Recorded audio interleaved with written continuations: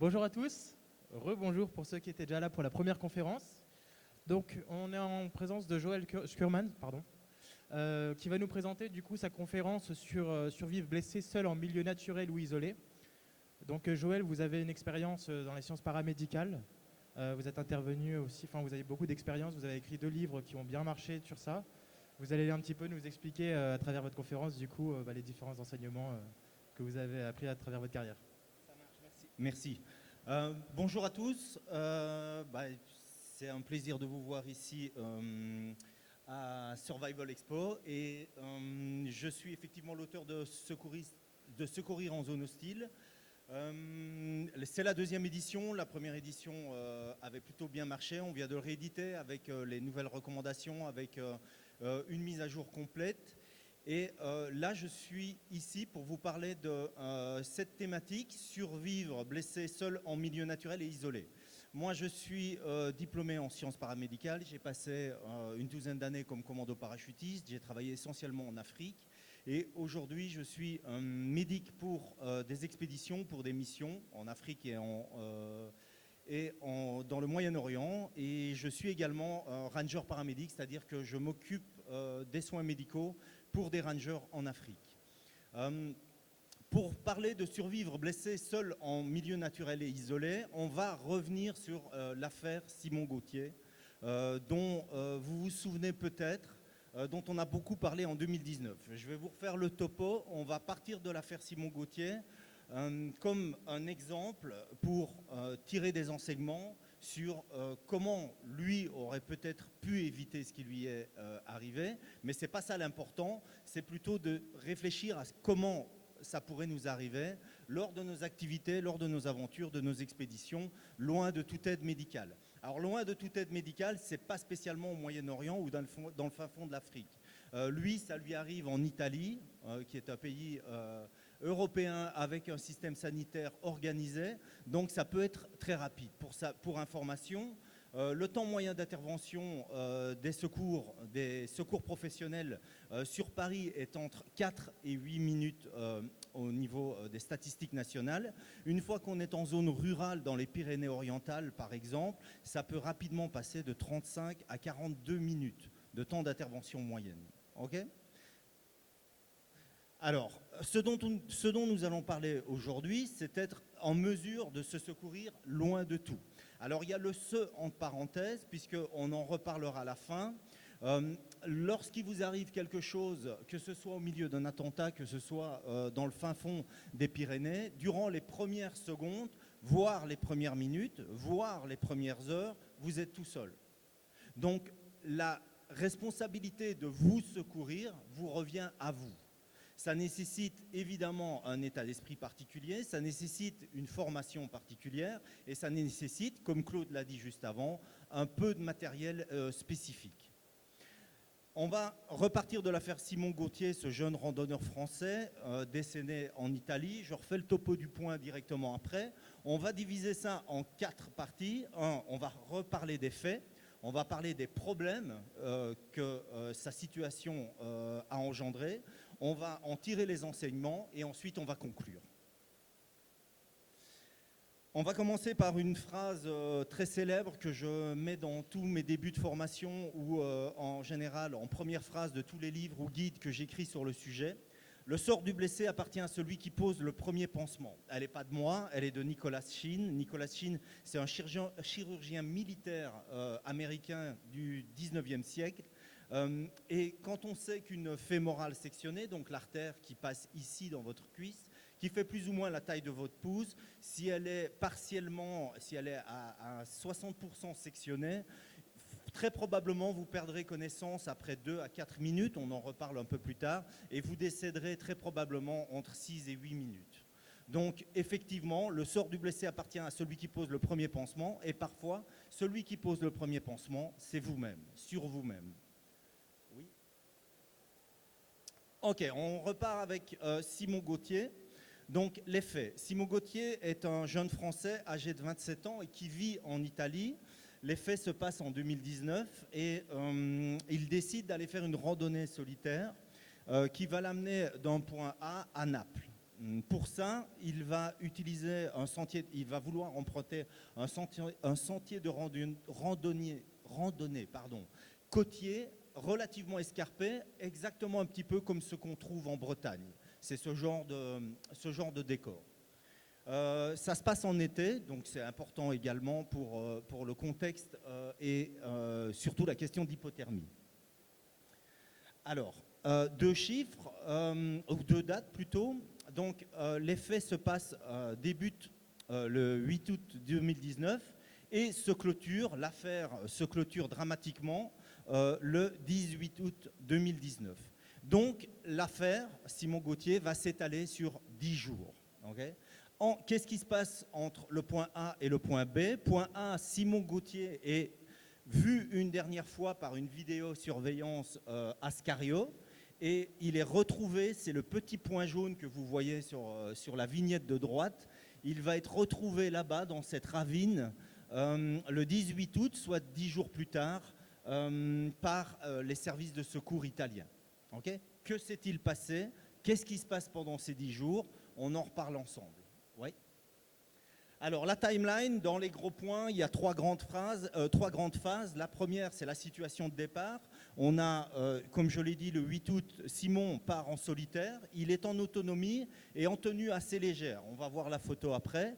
Et il ne signale à personne ni son tracé, ni son planning. Il n'explique pas où il sera, à quel moment.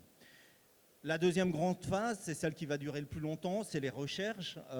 L'absence de localisation précise, on en parle après, pourquoi on n'a pas su le localiser, va permettre au mieux aux secours italiens de faire une zone de 20 km². Alors 20 km² en pleine nature, même avec des hélicoptères, même avec des drones, même avec des chiens, ça fait une sacrée zone à ratisser. Okay. Le dénouement, dans la soirée du dimanche 18 août, un membre des secours alpins va repérer un sac. C'est un sac en plastique blanc qu'on voit lors de la photo qu'on va voir juste sur la dia après. C'est le sac avec les derniers achats qu'il a fait à l'épicerie de Scario. Et c'est ce sac qui va permettre de le retrouver dans ce ravin. Ouais. La timeline en détail, donc comme je l'ai dit, le 8 août, il part avec des vivres et de l'eau. Des témoins, notamment l'épicier à Poste, va dire qu'il était suffisamment achalandé en eau et en vivres pour tenir plusieurs jours. Donc la question, ce n'était pas un problème de vivre. Donc il va aller dormir sur la plage et le matin du 9, il va démarrer pour sa randonnée. On ne sait pas exactement combien de temps il va marcher, mais les experts disent qu'il n'aura pas marché plus d'1 heure. À 8h57, il appelle les secours d'urgence italiens. On va voir l'échange qu'il a eu. On a une retranscription de l'échange qu'il a eu avec l'opératrice des secours professionnels italiens. C'est à 8h57 et elle va déclencher le plan de recherche immédiatement. À 9h45, on sait avec l'autopsie qu'en réalité, Simon Gauthier est déjà mort. Il est mort 45 minutes, entre 45 et 50 minutes après son accident. Il faudra 2 jours pour que le décollage des premiers hélicoptères s'opère. Pourquoi ? Parce que c'est lent, parce qu'il faut trouver les hélicoptères, parce que c'est compliqué, parce que c'est comme ça en fait dans la vraie vie. Quand on travaille avec de l'évacuation médicale, à part dans les cas idéaux, il y a toujours toute une série de retards. Pourquoi est-ce que j'insiste sur ce point-là ? C'est sur ne croyez pas, ne partez jamais sur le postulat que quand vous partez à l'aventure, même dans un pays, on va dire moderne, avec de l'équipement, qu'en réalité tout va se dérouler sans accroc. Que l'hélicoptère va venir vous chercher très rapidement, que tout va fonctionner, que la météo sera de votre côté, que vous tomberez sur des gens compétents, que vous tomberez sur du matériel qui est en ordre de fonctionnement. Ça ne marche pas comme ça. Il y a à tous les stades des manquements qui sont possibles. Donc dans votre préparation individuelle, c'est quelque chose dont vous devez tenir compte. Il va y avoir 9 jours de recherche, à la fois, comme je l'ai dit, à pied, à la fois par les airs, des drones, des hélicoptères. Et vers 18 h, donc le dimanche soir, un secouriste qui scrute l'horizon avec ses jumelles voit un sachet blanc qui attire son attention, envoie l'hélicoptère sur place et là, il repère Simon Gauthier, le corps de Simon Gauthier. Le 19, donc là ça nous mène le lundi, les opérations de remontage du corps vont prendre toute la journée tellement qu'il est profondément tombé dans un ravin. Oui. Alors, l'échange avec le 112, parce qu'en réalité c'est important pour plus tard, le 112, il appelle le 112, okay, qui est, je rappelle, le numéro européen, ça marche partout, ça marche dans toute l'Europe. Qu'est-ce qu'ils se sont dit ? Simon dit à l'opératrice, est-ce que vous pouvez m'aider ? Je suis tombé, je me suis cassé les 2 jambes. Là, qu'est-ce que ça nous dit quand on entend ça ? Ça nous dit que le gars, il est quand même encore plus ou moins orienté, il est alerte, il est conscient de ce qui lui est arrivé. Elle lui répond, vous nous appelez de quelle ville ? Je ne sais pas, répond Simon, est-ce que vous pouvez me localiser ? Okay ? C'est une sorte de réponse normale qu'on formulerait à tout service d'urgence. Elle lui répond, non, on ne peut pas. Je suis au milieu de nulle part, je suis sur la côte, je vois la mer. Okay ? C'est ce qu'on aurait tous fait. On est là dans ce trou, on n'a aucune indication. Quand on part en randonnée, la plupart du temps, on a pris le sentier, puis on a contourné le mamelon, on est redescendu, on est remonté. Comment donner notre localisation autre que comme Simon l'a fait ? Ouais. Il dit juste ce qu'il voit. L'opératrice lui répond, vous êtes parti de Policastro vers Naples ? Simon répond, oui. À pied, mais par quelle route ? Il n'est pas sur une route, il est sur un sentier de randonnée. Et il lui répond, je ne sais pas, je suivais un sentier, mais je l'ai perdu. Fin de l'appel. Okay ? Est-ce qu'on peut se dire qu'on aurait mieux fait ? La question, elle n'est pas là. S'il a fait, je pense que nous, la plupart d'entre nous, on aurait fait si on ne sait pas où on est et qu'on est vraiment dans un souci de santé. Le terrain commande, c'est un principe militaire. Parce que la zone, pourquoi est-ce que j'écris ça ? La zone où survient la chute de Simon est une zone très escarpée, très difficile d'accès. Et ça va vachement compliquer évidemment les recherches et son sauvetage. Donc au final, quand vous planifiez une randonnée, même une simple randonnée de 2 à 3 jours, soyez conscient du terrain sur lequel vous allez évoluer et tenez compte dans votre mode de préparation, plus ce terrain est compliqué, plus les conditions météo sont compliquées, plus vous devez prendre des mesures même simples, on en parle après sur les enseignements. Oui ? Les problèmes dans l'affaire Gauthier, dans tout ce qu'on vient de dire là, quels sont les problèmes qu'on peut identifier ? Oui ? Alors pour moi, il y en a 4 des problèmes. Le premier, c'est la préparation. Personne ne sait rien. À part lui-même, personne ne sait rien. Personne ne sait qui part. Il a beaucoup d'amis sur place parce qu'il habite l'Italie depuis, je pense, plus d'1 an ou 2 ans. Il travaille, il étudie là-bas. Mais personne n'est au courant dans son entourage. 2, le message.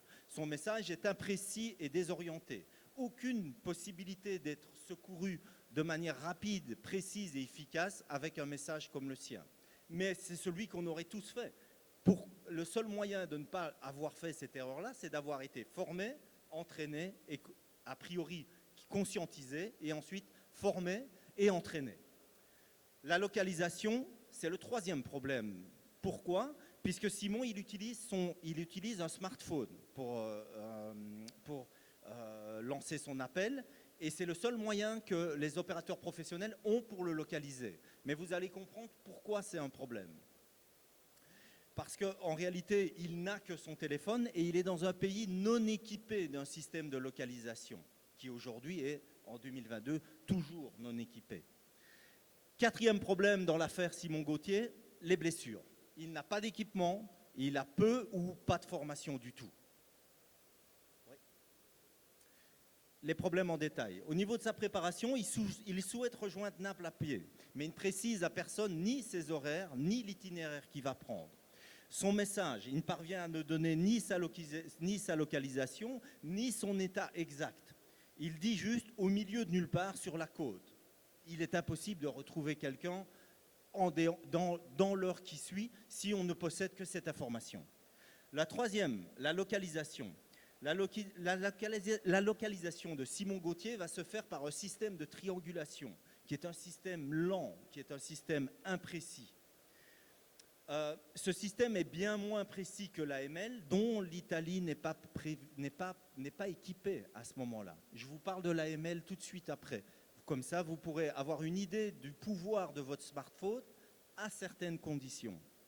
Le quatrième problème, les blessures. Simon, il a subi, l'autopsie va montrer que Simon a subi une fracture aux deux jambes avec déplacement des membres. Ça veut dire qu'il y a soit une luxation au niveau des hanches, soit que l'os s'est déplacé dans son compartiment. Il est victime de coupures, des coupures graves, et il a eu l'artère de la jambe gauche, donc la fémorale gauche, sectionnée. C'est ce qui l'a tué. Ok.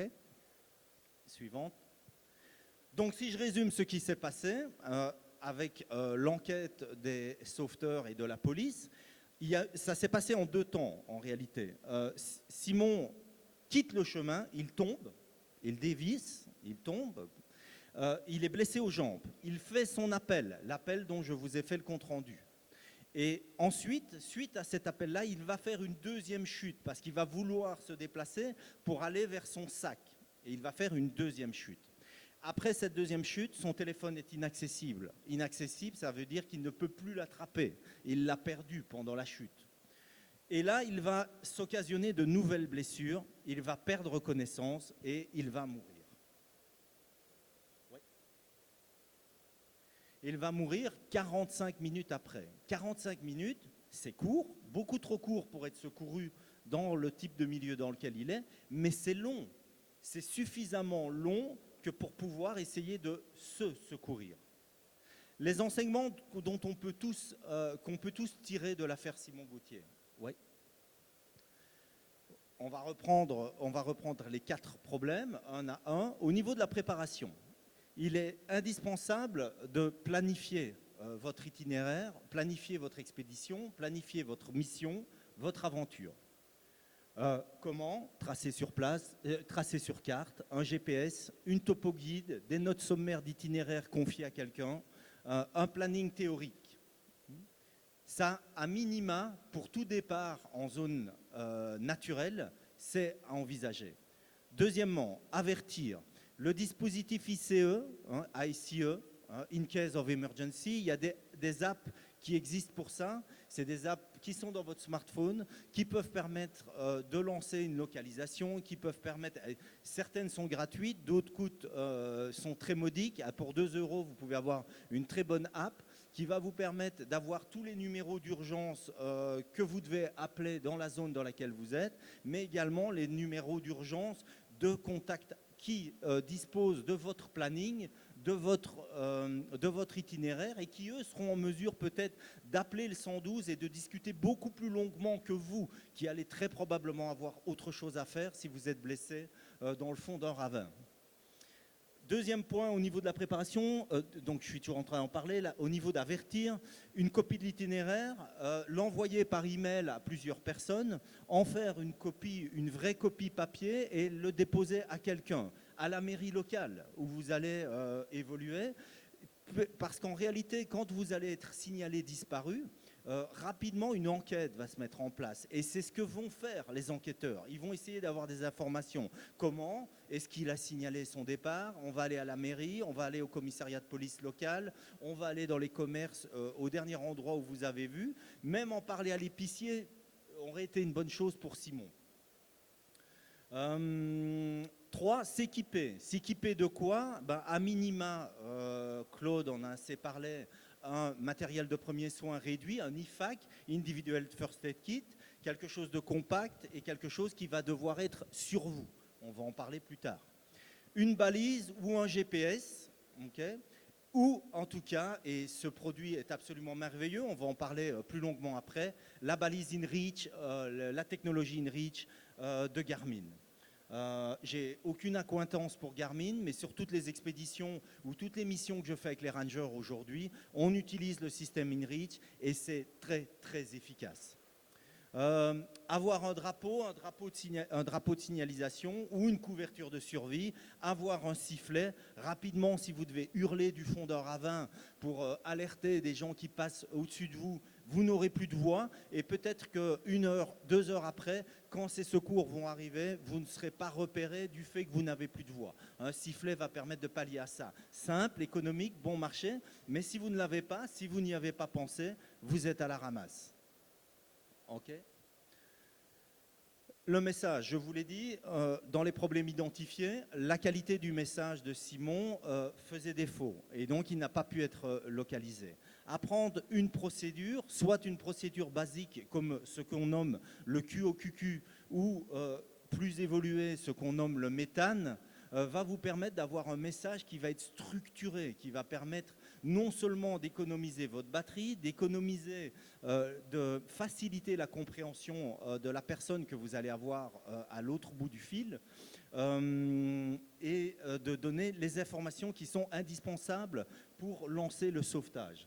Donc le QOQQ, c'est le qui, où, quoi, quand. Donc qui fait l'appel, où vous êtes le plus précisément possible, qu'est-ce qui se passe et quand est-ce arrivé. Idéalement, utilisez le message méthane, qui est un format de message qui tend à se standardiser et à s'internationaliser. Donc le méthane, c'est moi, qui je suis, l'exacte localisation où vous êtes, le type d'accident, le H pour le mot anglais hazards, donc danger, le A, l'accès, comment est-ce qu'on accède à la position à laquelle je suis, et le N, le nombre de blessés. Et alors, évidemment, le pied ultime, le message électronique préenregistré, comme le bouton SOS de la balise InReach, par exemple, qui va faire tout ce job pour vous. Elle va appeler le 112 ou appeler un numéro enregistré et elle va communiquer votre coordonnée et le problème que vous avez en fonction du code que vous aurez envoyé. Donc évidemment, c'est le pied. Malheureusement, ça reste, ou en tout cas à garder à l'esprit, c'est pas malheureusement, à garder à l'esprit, ça reste du matériel électronique, il y a des batteries dedans, ça peut se casser pendant l'incident, donc ça n'épargne pas d'avoir un moyen bis et de maîtriser les techniques de renseignement efficaces comme le méthane, comme le QOQQ. Parce que pour émettre le message, ça c'est le problème majeur, c'est que pour émettre le message, il faut du réseau. Okay, et votre GSM, il a besoin du réseau. S'il a décroché d'une antenne, il n'y a pas de réseau. Dans certains endroits, peut-être que le message 112 peut passer, mais dans certains endroits, rien ne passe du tout avec la technologie GSM. Avec la technologie GPS, ça émet presque partout, mais partout à 99%. Donc on va oublier le presque, ne nous focalisons pas là-dessus. Ce qui importe, c'est que le GPS n'a pas besoin du réseau GSM, comme vous le savez. Oui. Pour la localisation, même chose, le GSM, il a besoin de la technologie AML. Donc je vais vous expliquer en 2 mots tout de suite après. Il travaille avec cette technologie. Le InReach, le matériel Garmin dont je vous ai parlé, lui travaille avec la technologie GPS, Galilée ou autre. Et donc lui va fonctionner évidemment sur tout le territoire géographique. L'AML, qu'est-ce que c'est? L'AML, c'est le système européen qu'on appelle l'Advanced Mobile Location. Et donc ça, c'est un dispositif qui est devenu obligatoire sur tous les smartphones vendus en Europe depuis 2022. Ça fonctionne sous Android et sous iOS, donc ça couvre les 99% des téléphones, des smartphones. Ça ne marche pas sur les dumb phones, il faut un smartphone. Ça fonctionne dans 30 pays, mais c'est couvert de diverses manières en fonction de la législation RGPD nationale.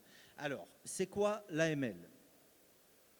L'AML, c'est un système qui fait que quand vous composez le 112 sur votre smartphone, automatiquement l'AML se met en route. Donc l'AML n'est pas une app, ce n'est pas quelque chose qu'on ajoute, c'est quelque chose qui est dans la mémoire interne de votre téléphone. Quand vous composez le 112, elle se met en route. Elle va permettre la localisation précise, la localisation par coordonnées GPS de votre position. Elle marche aujourd'hui dans 30 pays. Okay, donc tous les pays verts que vous voyez là, il y a des verts différents, je vous explique pourquoi. Et il y a les pays qui sont sous la flèche en bas à gauche de l'écran, donc l'Australie, le Mexique, la Nouvelle-Zélande, les Émirats arabes unis et les États-Unis et certaines îles qui appartiennent aux États-Unis. Alors, pendant assez longtemps, c'est un projet qui a déjà quelques années, ça ne fonctionnait que sous Android. Ça a été un vrai casse-tête visiblement pour les ingénieurs de le faire passer sur iOS. Aujourd'hui, ça fonctionne. Alors, il y a un manuel comme ça qui est disponible en ligne qui explique par pays ce que votre téléphone envoie comme information à votre sujet quand vous appelez le 112 et que la technologie AML se met en marche. Parce qu'évidemment, vos données sont protégées, vous le savez, par les lois RGPD. Et donc, tous les pays ont une législation différente par rapport à ce qu'ils acceptent que votre téléphone envoie. Donc il y a certains téléphones qui ne vont pas accepter, si vous envoyez par SMS, par exemple, que vous soyez localisé. Je ne sais pas en citer, je pense que l'Allemagne, c'est le cas. Si vous faites un appel secret, vous êtes pris dans un attentat, vous voulez être localisé, vous voulez l'envoyer par SMS parce que vous ne pouvez pas parler, vous ne serez pas localisé. Donc il y a toutes des petites variantes comme ça. Mais sachez que ce système existe. Donc informez-vous par rapport au pays de destination où vous allez sur le site aml.org. Tout ça est assez clairement expliqué, c'est pas rébarbatif et ultra technologique, c'est expliqué pour l'utilisateur. Ok, ça c'est le système AML. Mais donc comme vous pouvez voir les deux types de couleurs, il y a dans des endroits où c'est totalement déployé. Quand c'est totalement déployé, ça veut dire que ça marche sur Google, sur Android et sur iOS. Et en général, quand c'est vert clair, ça veut dire que ça marche beaucoup moins bien sur iOS. Voilà ce que veut dire ces deux couleurs. Okay. La technologie InReach, par contre, ça fonctionne, comme je vous l'ai dit plusieurs fois, par satellite. Ça envoie des messages sur ordinateur ou par téléphone et ça fait un partage de votre position précis à 3 mètres près, immédiatement, automatiquement. En plus, il y a un message SOS, il y a un bouton SOS, il est en bas à droite sur l'appareil. Quand vous le poussez, pour nous, clients français ou clients français, en réalité, ça appelle qui? Ça appelle Geos. Okay, Geos, certains d'entre vous qui ont peut-être fait des aventures ou des longs séjours à l'étranger connaissent cette boîte, qui est une boîte de sécurité qui s'occupe du rapatriement de gens du bout du monde.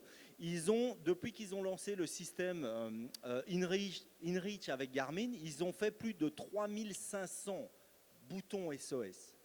Pas de fausses alertes, 3500 sauvetages réels dans tous les endroits du monde avec le bouton SOS de InReach, donc vous allez tomber chez des professionnels de l'urgence, des professionnels de la récupération de blessés n'importe où dans les endroits du monde. J'ai bossé pour Geos dans des endroits les plus puants de la planète. Ils vont aller vous récupérer. Ils vont avoir la logistique et l'ingénierie pour pouvoir vous envoyer l'hélicoptère qu'il faudra, là où il faudra, même si vous êtes dans l'Antarctique. Je vous invite à aller sur le site de Garmin. Il y a quelques retours d'expérience de gens qui ont été sauvés par le système InReach, dont un Suédois, c'est mon exemple préféré, qui a été récupéré en Antarctique grâce au système InReach. Le gars est bloqué sous sa tente dans un blizzard qui fait qu'il est impossible pour lui de continuer son déplacement. Et à un moment, il se rend compte qu'il est 7 jours de vivre trop court. Donc dans tous les cas, c'est la merde pour lui. Là, il sort le InReach, il pousse sur le SOS. 4 heures après, au milieu de l'Antarctique, il va être récupéré par un hélicoptère norvégien qui va le sortir de là. Okay ? Ne me posez pas de questions à propos des coûts, des assurances et tout ça, j'en ai aucune idée. La question n'est pas là. Il n'est pas resté mort sur sa banquise en Antarctique. Ok ? Donc ça marche. Et c'est pas pour rien que quand là je suis parti sur une expédition France-Japon pour Honda l'année passée, on était tous équipés de InReach, ça marche. Nos rangers dans le fin fond de l'Afrique on est équipé de InReach. Quand on a un blessé, alors là, ça ne fonctionne pas avec GEOS, on peut reprogrammer ce bouton SOS. Nous, on reprogramme ça avec les états dans lesquels on intervient, mais on a l'armée qui va intervenir sur le ranger blessé qu'il faut évacuer, par exemple. Donc ça fonctionne partout, ça fonctionne dans tous les biotopes, ça fonctionne sur toute la planète. Oui. Les blessures. On va s'étendre un peu plus là-dessus, puisque ça, ça c'est mon cœur de métier. Donc c'est de secourir ce type de blessés. Les blessures, on peut ici les catégoriser en 3. Quand je parle de Simon Gauthier, il a la fémorale sectionnée. Comme je vous l'ai dit, c'est une blessure prioritaire. Le traitement, pour faire lien avec la conf de Claude juste avant, c'est le garrot ou le méchage, ce qu'on appelle en la technique anglaise le wound packing, le mot anglais.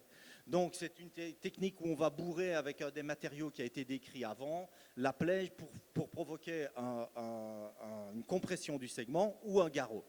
Un garrot aurait stoppé très probablement, on va dire très probablement, on n'y était pas, l'hémorragie de la fémorale de Simon Gauthier.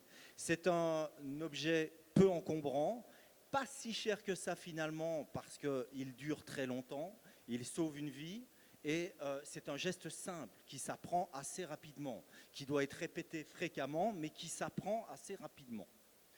Il a une fracture de la jambe et des plaies, c'est secondaire, on ne va pas mourir tout de suite d'une fracture. On pourrait en mourir d'une infection secondaire à la fracture, mais on n'en meurt pas tout de suite. Les plaies, pareil, excepté si ce sont des segments importants, plusieurs segments importants ou plusieurs segments secondaires vont faire un segment important. Mais a priori, vous n'allez pas en mourir tout de suite. Enfin, l'hypothermie, elle est prioritaire. À partir du moment où vous perdez beaucoup de sang, ce problème d'hypothermie va être un vrai problème. Parce qu'un blessé qui a froid est un blessé qui coagule mal. Et un blessé qui a très froid est un blessé qui ne coagule plus. Le contraire de ce qu'on veut quand on a des segments. Donc le traitement, il est très simple. Il faut se couvrir, comme nos soldats de l'armée anglaise, là en bas à droite, dans des couvertures isothermiques, idéalement de nouvelle génération, type Blizzard, et si pas une simple couverture de survie à 3 €, à partir du moment où elle est bien utilisée. Il y a une manière de la mettre, et ce n'est pas comme une paupiette de poisson, elle se met d'une certaine manière, et à nouveau, ça s'apprend. Okay, c'est un geste simple qu'un enfant de 10 ans peut apprendre et n'oubliera pas. Oui. Je vous l'ai dit, la section de sa fémorale, c'est un vrai problème et c'est ce qui va le tuer. Pourquoi ? Parce qu'il va perdre beaucoup de sang. Et on a le droit de perdre beaucoup de sang, mais pas tant que ça non plus. Combien est-ce qu'on a de sang ? Un homme français a en moyenne 5,9 litres de sang. En partant des statistiques nationales, 79 kilos de moyenne, à 75 millilitres de sang par kilo, ça donne 5,9. Les femmes ont moins de sang que les hommes et les enfants encore moins de sang que les femmes. Une femme adulte en France, en moyenne, a 4,1 litres de sang. Si vous perdez 40% de ce volume, okay, vous faites ce qu'on appelle en termes médicaux choc hémorragique de classe 4, on s'en fout. Tout ce qu'on doit savoir, c'est que vous avez de fortes chances de mourir. Okay. Au-delà de 40%, vous allez très probablement mourir. Si on fait un peu de maths, puisqu'on a envie de savoir à quelle vitesse on saigne, okay, je viens de le dire, 40% de votre volume sanguin perdu, très probablement vous allez mourir. L'artère brachiale masculine, c'est celle-ci, okay, qui est une grosse artère de votre corps. Elle coule à plus ou moins 180 millilitres par minute. Plus ou moins 350 millilitres par minute pour la fémorale masculine. C'est énorme. Okay. Si vous avez, donc, si je fais le calcul pour vous, si vous avez une hémorragie, un segment majeur du bras, vous allez très probablement être en classe 4 en 11 minutes et pour la jambe, très probablement en classe 4 en 5,5 minutes. 5,5 minutes, qu'est-ce que ça veut dire classe 4 ? qu'il y a très forte chance qu'on va mourir. Si le temps de réaction des secours professionnels est de 7 minutes, quand ils arrivent, ils viennent ramasser un mort. Donc imagine quand il est de 10 jours, dans le cas de Simon Gauthier. Oui. Ah, tu peux reculer? Oui, ce que je voulais dire, à quelle vitesse saigne-t-on? En haut à droite, il est mis rules, no rules. Il n'y a pas vraiment de règles. Ça va dépendre quand même de beaucoup de facteurs aussi, à quelle vitesse on va saigner. Ça, c'est important. Par contre, une des règles qui est sûre, indiscutable et vérifiable dans tous les cas documentés, c'est que plus on perd de sang, plus vite on meurt. Donc l'action, elle est claire, elle est simple. C'est d'arrêter le plus vite possible ce saignement. Et petite remarque importante, les blessés du monde réel, puisque là on est sur des notions théoriques, cumulent en général plusieurs blessures, ce qui va donc fatalement augmenter le volume de sang perdu et plus rapidement vous faire atteindre le fameux classe 4 qu'on n'a pas envie d'atteindre. OK? Oui. Donc, si je résume tout ça, ça veut dire qu'est-ce qu'on peut faire? On peut se concentrer sur ce qu'on appelle les décès évitables. Pourquoi? Parce que par définition, s'il y a des décès évitables, c'est qu'il y a des inévitables. Tous les jours, des gens meurent et ça va continuer comme ça encore longtemps. Donc, on ne peut pas sauver tout le monde et nous-mêmes, on ne pourrait pas se sauver de n'importe quelle situation. Par contre, les études militaires démontrent clairement, et pas que, également plusieurs études civiles, démontrent qu'il y a des décès qu'on peut éviter, c'est-à-dire des choses sur lesquelles on peut agir quand on est en préhospitalier, quand on est loin du monde médical. Ils sont au nombre de 3 identifiés dans le contexte militaire. On pourrait discuter qu'il y a des variantes dans le contexte civil, mais aujourd'hui, il y a quand même un consensus pour dire que même dans le contexte civil, c'est globalement ça qui compte. À savoir que le décès évitable le plus important, le cas le plus probable, celui que vous allez avoir le plus de chances de solutionner, ce sont les hémorragies massives des extrémités. C'est-à-dire les hémorragies massives qui surviennent aux bras et aux jambes. Et ça compte pour 60% des décès évitables. 30% des décès évitables, je refais le lien avec la conf de Claude, c'est ce qu'on appelle le PST, donc le pneumothorax sous tension. Le pneumothorax sous tension, c'est une maladie, une condition qui va être une dégénérescence d'une plaie ouverte, d'une plaie soufflante, de ce dont on a parlé juste avant, qui est survenue au niveau du thorax, de la cage thoracique, c'est-à-dire les 4 côtés, ce côté-ci, ce côté-là, devant et derrière, et qu'on n'a pas traité, qu'on n'a pas solutionné. C'est quelque chose d'assez tardif. Quand ça vous arrive, vous prenez un coup de couteau, s'il n'y a pas un organe majeur ou l'aorte qui a été touchée, le pneumothorax sous tension, il va se développer dans les 30 à 45 minutes. C'est tardif. Il y a moyen de solutionner ça de manière très simple, comme ça a été expliqué avant, et comme je le réexpliquerai en conclusion, simplement en fermant les trous avec le bon pansement. Okay? Donc on peut le solutionner. Et ça compte pour 30% des décès évitables. Si vous avez une plaie soufflante, que vous ne la traitez pas, que vous êtes dans le fond du ravin, dans 45 minutes théoriques, vous allez développer un pneumothorax sous tension et très probablement, vous allez en mourir. Okay? Mais c'est évitable. Et enfin, 10%, c'est les voies aériennes supérieures obstruées, pour lesquelles on peut également faire quelque chose. C'est un décès évitable.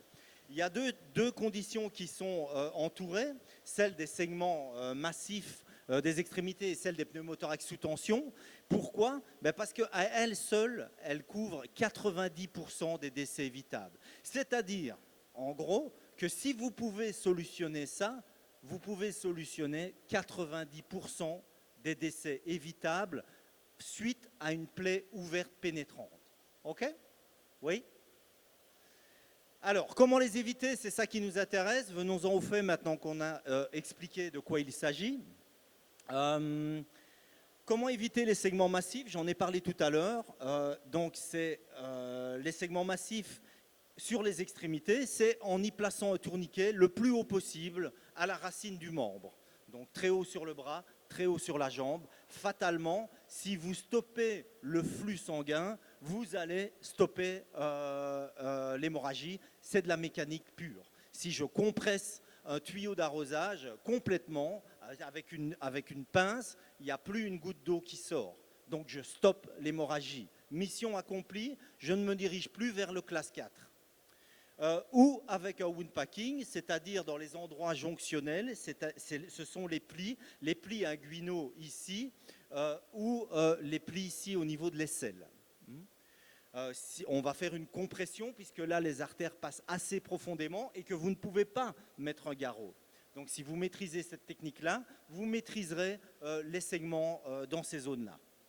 Les plaies ouvertes au thorax, très simple à solutionner, c'est un trou, il est arrivé comment? Il peut s'être fait avec une côte qui s'est brisée, vous pouvez tomber sur une branche, vous pouvez tomber sur un caillou coupant, sur un outil que vous emportiez dans votre sac à dos, sur votre bâton de marche.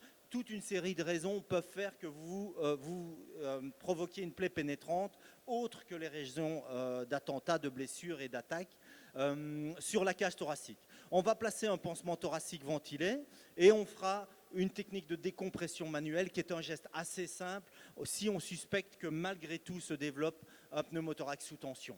C'est très simple, ça s'apprend, c'est une bonne formation d'une journée suffit pour apprendre efficacement et durablement si on s'entraîne régulièrement, si on révise, si on relit un petit peu, peu importe le moyen qui est le vôtre pour retenir les choses, on peut garder ses savoirs très longtemps. Oui. Avec quoi et comment ? On en a parlé également tout à l'heure, je le répète, avec un kit de premiers soins individuels. Un kit de premiers soins individuels, il y a plusieurs conditions. C'est quoi un bon kit ? Un bon kit, c'est un kit que vous savez utiliser.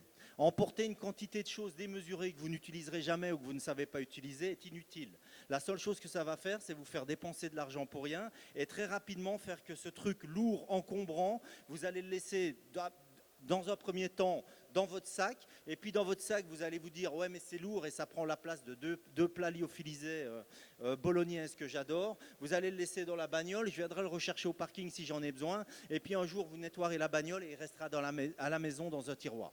Voilà ce qui se passera. Il doit être compact, il doit n'emporter que ce que vous savez utiliser qui est utile pour les décès évitables. IFAC versus bobologie. Vous devez avoir un petit kit à vous avec les machins pour les cloques, pour les diarrhées, pour les déshydratations, etc. Moi, je parle du kit qui vous sauvera la vie si vraiment quelque chose de sérieux arrive. Ce kit-là, il doit être, on l'a dit tout à l'heure, on le répète, et on espère que quand Claude, l'année prochaine, reposera la question « Qui a un kit sur lui aujourd'hui ?» L'assemblée, et on arrêtera de le répéter quand l'assemblée entière fera « J'ai un kit compact sur moi », le kit, il doit être sur l'homme. Sur l'homme. Souvenez-vous, Simon Gauthier, à un moment, il n'a plus accès à son sac, il n'a plus accès à son téléphone, mais il a accès à sa taille. Okay ? Si le kit est à sa taille, si le kit est dans sa poche cargo, si le kit est sur lui, il peut l'utiliser. Si le kit est à plusieurs mètres, une fracture du bassin, vous ne pouvez pas l'utiliser, vous n'irez pas le rechercher, vous vous serez vidé de votre sang avant. Oui ? Qu'est-ce qu'il doit y avoir dedans ? Oui. On en a parlé tout à l'heure. Pour moi, un garrot, un bon garrot tactique, un bon garrot secondaire, type SWAT. Pourquoi ? Parce que quand on analyse les stats d'accidents dans lesquels des garrots ont été utilisés, il a fallu en général, en moyenne, 2,2 garrots par blessé. Qu'est-ce que ça veut dire ? Ça veut dire qu'a priori, avec un, vous n'avez pas assez. Okay ? Dans plein de cas, vous n'aurez pas assez. Donc, 2 garrots tactiques, c'est beaucoup d'argent et ça ne sert, un garrot, a priori, à part si on est formé à beaucoup improviser, ça ne sert qu'à stopper une hémorragie massive. Un garrot secondaire, par contre, type SWAT-T, va permettre de faire un compressif, de faire une écharpe, il va permettre de faire plein de choses. En pansement, un pansement thoracique ventilé, un compressif, une gaz agglomérante compressée, et au niveau de l'hypothermie, idéalement une couverture de survie et des chaufferettes actives à placer dans les aisselles et dans les plis inguinaux pour réchauffer les gros tuyaux, les grosses artères. Okay, un peu comme un système de chauffage central. Je vous l'ai dit, un blessé qui a froid va mal coaguler. En dessous de 35 degrés de température corporelle du fait d'un traumatisme, donc d'une blessure, vous ne coagulerez plus. OK? Et une formation, je possède, donc je suis. Non, non, c'est pas parce que vous avez le kit que vous pourrez faire ce qu'il y a à faire. Donc formez-vous. Il y a des très bons formats de formation qui existent. Les formations Stop the Bleed, le format américain qui commence à se répandre en France de manière assez importante. Les formations TECC, Tactical Emergency Casualty Care, ou sa version, son penchant militaire, le TCCC. Des formations de secourisme en milieu hostile, etc. Ça commence à foisonner, même en France. Il y en a des très bonnes, il y en a des bonnes, il y en a des pas bonnes, et il y en a des pas bonnes du tout. Donc voilà, renseignez-vous, ne mettez pas votre argent dans n'importe quoi. Refusez de payer 1000 balles une formation. Faites une petite formation efficace par des gens reconnus qui savent de quoi ils parlent et qui vont vous apprendre les gestes qui seront réellement efficaces pour vous-même ou pour quelqu'un que vous aimez ou pour vos enfants ou pour un témoin. Oui. Donc, en conclusion, c'est le moment. Ne sous-évaluez rien, ne partez pas à la légère. Même si c'est quelque chose que vous avez déjà fait plusieurs fois, la routine est mortelle. On le sait dans tous les boulots de sécurité, dans tous les boulots médicaux, on sait que la routine est mortelle. Soyez formés en premiers soins, en carto, en comment communiquer, ça s'apprend. Soyez équipés, InReach, IFAC, okay. Soyez préparés. Donc, donnez votre plan à un témoin, envoyez-le par mail à quelqu'un qui pourrait être contacté dans vos ICE. Prenez quelques mesures, des mesures simples. Ne soyez pas dans la parano, soyez dans la préparation active. Et enfin, je terminerai par une autre phrase, mais je vais citer celle-ci. Du colonel Bellamy, quelqu'un à qui on doit des études, c'est aussi un chirurgien de l'armée américaine, à qui on doit beaucoup d'études sur qu'est-ce qui provoque la mort au combat. Il a étudié énormément de cas. Il a dit ceci: si vous ne pouviez faire que deux choses, mettre un garrot, soulager un pneumothorax, alors vous pourriez probablement sauver entre 70 et 90% de tous les décès évitables. Les petits points qui sont donc la partie retirée, lui parlait de ça dans un contexte militaire, mais le contexte militaire parle de plaies pénétrantes. C'est ce qui nous concerne la plupart des cas, dans les cas de blessures liées aux activités en nature. OK? Oui. Enfin, le mot de la fin.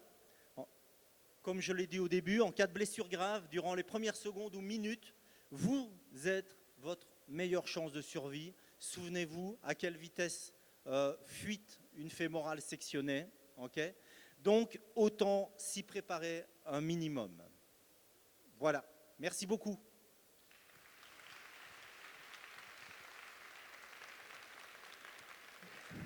Merci Joël pour cette conférence. On va passer aux questions. Si des personnes ont des questions, on va faire passer le micro. Allez.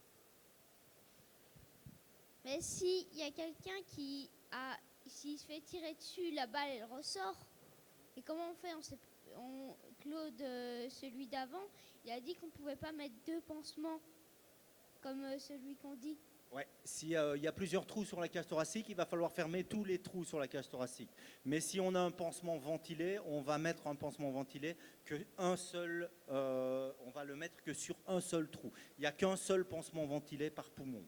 Okay. Alors on met quoi de l'autre côté? Un pansement occlusif, un pansement qui ferme, qui scelle complètement. Ok. Ça répond à la question? Oui. Ok. Si vous n'avez pas d'autres questions, si vous en avez, j'y réponds. Si vous n'en avez pas maintenant, qu'il y en a une qui vous revient plus tard, je serai sur le stand du magazine Survival, donc je suis le rédacteur en chef également.